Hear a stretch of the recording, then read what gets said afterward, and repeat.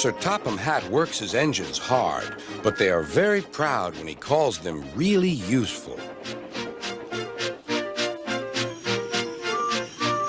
I'm going to the scrapyard today, Edward called to Thomas.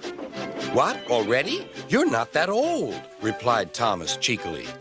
Thomas was only teasing.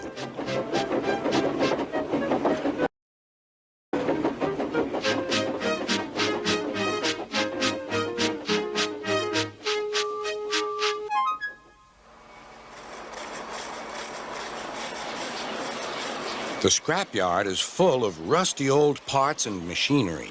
They're broken into pieces, loaded into cars, and Edward pulls them to the steelworks where they are melted down and used again.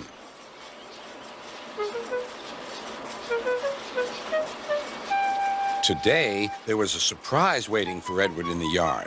It was a traction engine. "Hello," said Edward. "You're not broken and rusty. What are you doing here?"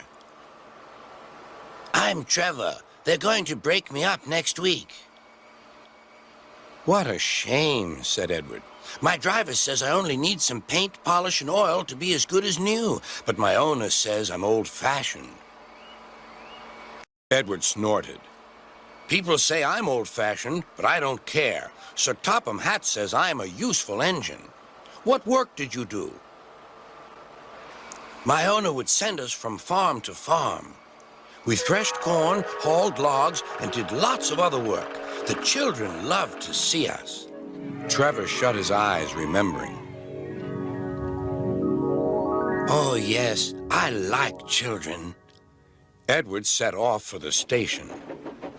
"Broken up, what a shame. Broken up, what a shame. I must help Trevor, I must." He thought of all his friends who liked engines, but strangely, none of them would have room for a traction engine at home.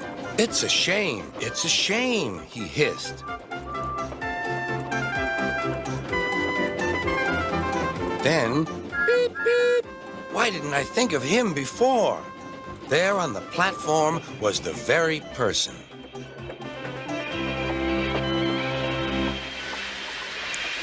"Hello, Edward. You look upset." "What's the matter, Charlie?" he asked the driver. "There's a traction engine in the scrapyard, Vicar. He'll be broken up next week. Jem Cole says he never drove a better engine." "Do save him, sir. He saws wood and gives children rides." "We'll see," replied the vicar. Jem Cole came on Saturday. "The Reverend is coming to see you, Trevor. Maybe he'll buy you." "Do you think he will?" asked Trevor. "He will when I've lit your fire and cleaned you up." The vicar and his two boys arrived that evening. Trevor hadn't felt so happy for months. He chuffered about the yard. "Show your paces, Trevor," said the vicar.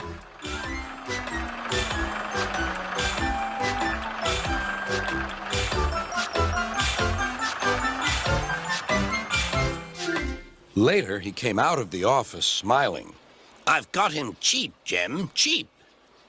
"Do you hear that, Trevor?" cried Jem. The Reverend saved you, and you'll live at the vicarage now." "Beep, beep," whistled Trevor. Now Trevor's home is in the vicarage orchard, and he sees Edward every day.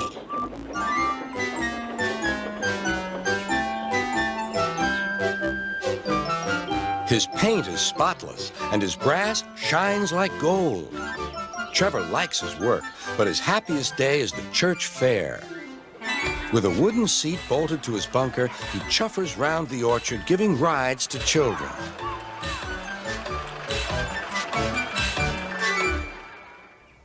Long afterward, you'll see him shut his eyes, remembering. "I like children," he whispers happily.